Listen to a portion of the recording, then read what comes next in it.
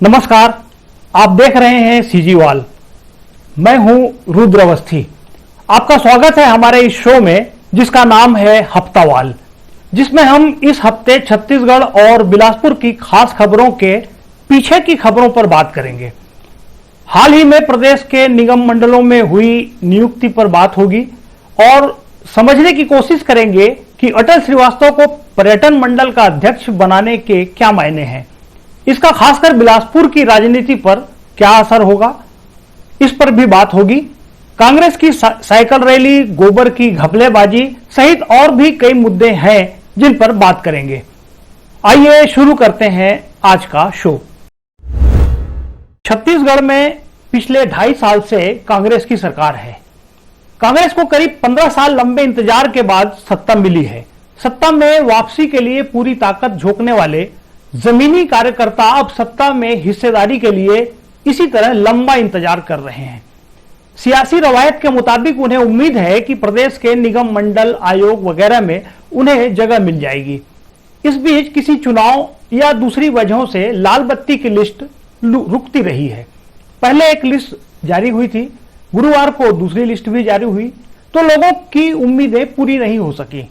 लेकिन इसके दूसरे ही दिन, शुक्रवार के दिन जो लिस्ट जारी हुई उसमें अटल श्रीवास्तव छत्तीसगढ़ टूरिज्म बोर्ड के चेयरमैन बना दिए गए। यह नामजदगी बिलासपुर की राजनीति के हिसाब से एक अहम टर्निंग पॉइंट हो सकती है। ऐसा सोचने की वजह यही है कि कांग्रेस की सत्ता में वापसी के बावजूद छत्तीसगढ़ के दूसरे सबसे बड़े शहर बिलासपुर में कोई पावर सेंटर नहीं बन पा रहा था। बिलासपुर शहर में पार्टी संगठन का जुड़ाव तो उस समय से ही भूपेश बघेल के साथ रहा है जब वे पीसीसी चीफ थे। अटल श्रीवास्तव उनके झंडा बरदार रहे हैं, लेकिन इस खेमे के साथ अब तक सत्ता में कोई बड़ा पद नहीं था। वैसे जिले में कांग्रेस के 2 विधायक हैं, जिनमें से एक की गिनती बाबा समर्थक और दूसरे की गिनती महंत समर्थक के रूप में होती है। ऐसे में सत्ता मिलने के बाद भी बिलासपुर में कांग्रेस का कोई हाई पावर सेंटर नहीं बन पाने से नेतृत्व की ताकत पर भी सवाल उठते रहे हैं। मगर अब सीएम भूपेश बघेल ने अटल श्रीवास्तव को लाल बत्ती देकर बिलासपुर में अपना मजबूत प्रतिनिधि बिठा दिया है और अब तक की सारी कसर पूरी करते हुए सत्ता संगठन दोनों के लिए मैसेज भी दे दिया है कि अब आने वाले दिनों में बिलासपुर की राजनीति किस लाइन पर चलेगी। नए समीकरण में पावर से जुड़े कामों को रफ्तार तो मिल ही सकती है और कांग्रेस पार्टी को भी इसका फायदा मिल सकता है। बिलासपुर में कांग्रेस की राजनीति को नजदीक से देखने वालों का यह भी मानना है कि करीब 23-24 साल बाद बिलासपुर शहर में कांग्रेस के किसी नेता को बड़ा ओहदा मिला है।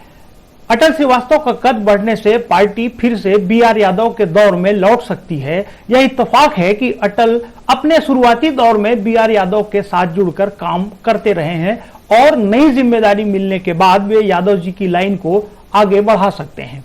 उनके सामने चुनौतियां तो हैं और खेमों में बटी कांग्रेस को समेटना उनके लिए सबसे बड़ा काम होगा।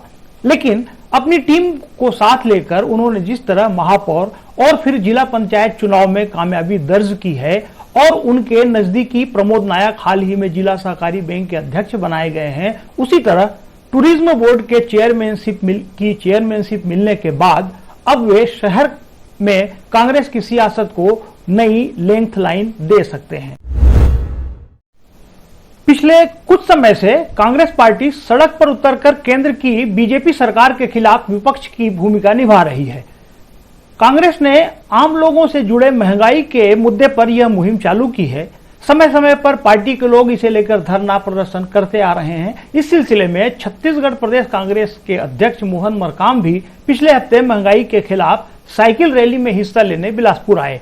हालांकि प्रदर्शन के लिहाज से पार्टी के इस आयोजन को ठीक ठाक नंबर मिले, लेकिन सड़क पर कई जगह आंदोलन की बजाय स्वागत रैली और ताकत की नुमाइश भी लोगों को दिखाई दी।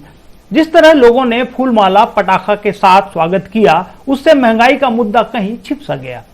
इस दौरान जो पोस्टर लगाए गए थे उनमें स्वागत करने वालों की तस्वीरें और नाम ओहदे तो साफ साफ दिखाई दे रहे थे, लेकिन महंगाई का मुद्दा उभर कर सामने नहीं आ सका। इस रैली की खासियत यह रही कि जिस तरह 2018 से पहले प्रदेश में विपक्ष की भूमिका के दौरान कम से कम बिलासपुर शहर में कांग्रेस पार्टी में अटल श्रीवास्तव की टीम अधिक सक्रिय नजर आती थी। कुछ इसी तरह केंद्र सरकार के खिलाफ विपक्ष की भूमिका में इस टीम ने साइकिल रैली के आयोजन में अपनी हिस्सेदारी निभाई, जिससे पार्टी के जमीनी लोगों को नसबंदी कांड के खिलाफ निकाली गई रैली के साथ ही कई आयोजनों की याद ताजा हो गई।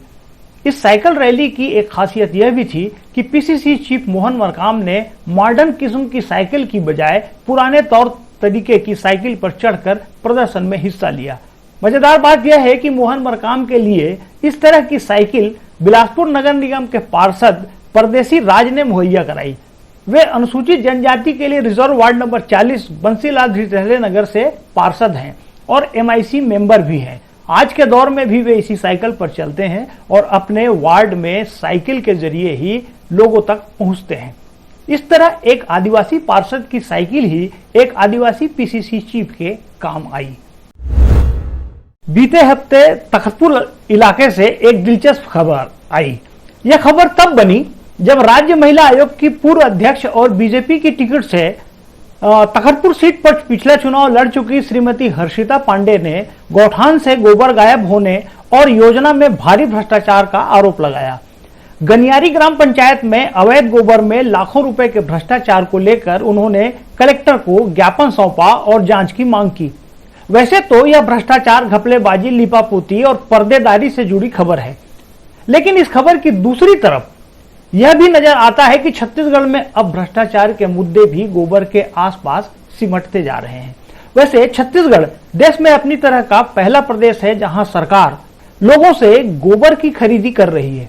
कोरोना के दौर में जब तमाम विकास के कामों में बजट की वजह से अड़चनें आ रही हैं, तब लेन देन, भ्रष्टाचार और घपलेबाजी जैसे शब्द भी गोबर के ही इर्द गिर्द सिमटते नजर आ रहे हैं और नए सवाल भी खड़े हो रहे हैं।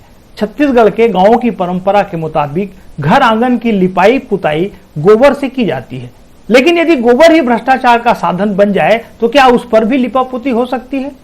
अब के माहौल में शायद इस सवाल का ही जवाब तलाशना बाकी रह गया है। जब घपलेबाजी होगी तो जांच की मांग होगी, लेकिन घर द्वार की लिपापोती करने वाले गोबर पर हो रही लिपापोती की जांच कैसे होगी, अब यह देखना भी बाकी है और दिलचस्प भी है।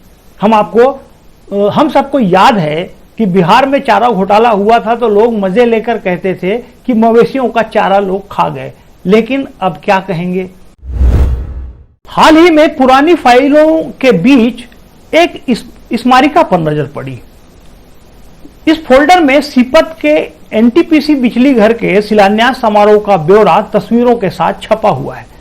28 जनवरी 2002 को तब के प्रधानमंत्री अटल बिहारी वाजपेयी जी के मुख्य आतिथ्य में आयोजित हुए इस शिलान्यास समारोह में बताया गया था कि यह बिजली घर किस मायने में अलग होगा और यहां से कितनी मेगावाट बिजली कहां तक जाएगी, वगैरह वगैरह।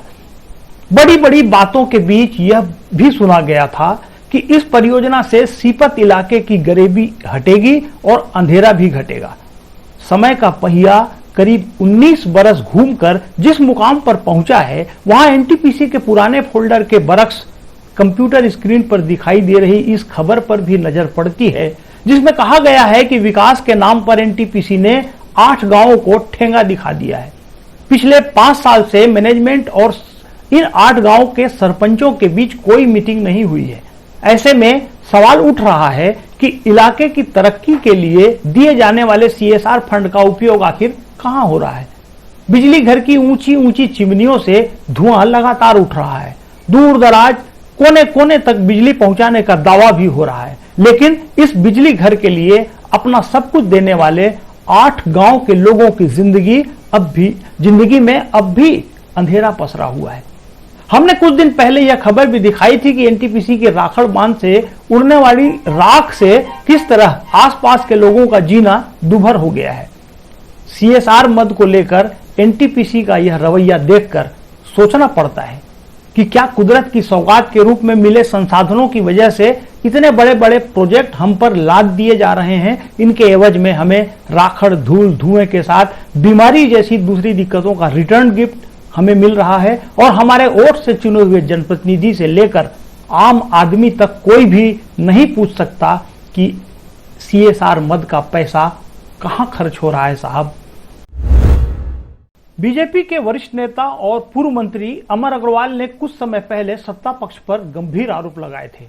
उन्होंने सत्ता पक्ष के संरक्षण में बिलासपुर को भूमाफियाओं की राजधानी बनाने का आरोप लगाया था। इसके बाद बिलासपुर की पुरानी पहचान रही खेल संस्कृति की याद दिलाते हुए उन्होंने बहतराई के स्टेडियम को लेकर बड़ी बात कही है।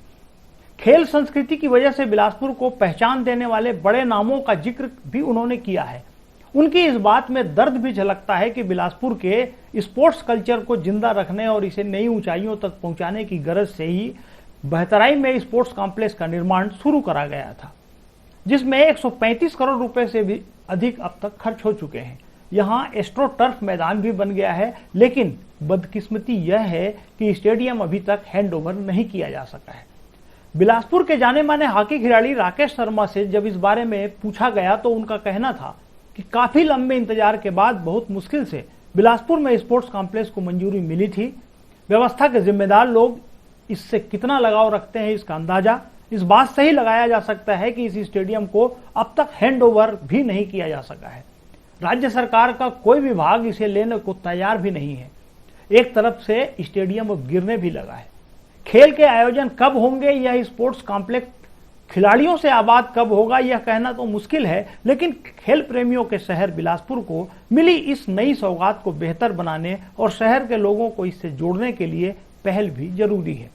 बहतराई स्टेडियम को लेकर अमर अग्रवाल की बात को केवल राजनीतिक चश्मे से देखने वाले लोगों का अपना एक नजरिया हो सकता है, लेकिन अगर किसी खिलाड़ी से जाकर पूछो तो उसके दिल में भी यही गूंज सुनाई देगी। लिहाजा इस खेल से सियासत के खेल को अलग कर ऐसा कुछ जरूर करना चाहिए जिससे बिलासपुर की इस पहचान को और चमक मिले। इस शो में बस इतना ही। चलते चलते आपसे एक गुजारिश है कि अगर आपको हमारी यह कोशिश पसंद आए तो कृपया हमारा YouTube चैनल सब्सक्राइब कर इसे अपने दोस्तों के बीच शेयर भी कीजिएगा। अगले शो में फिर होगी मुलाकात। नमस्कार।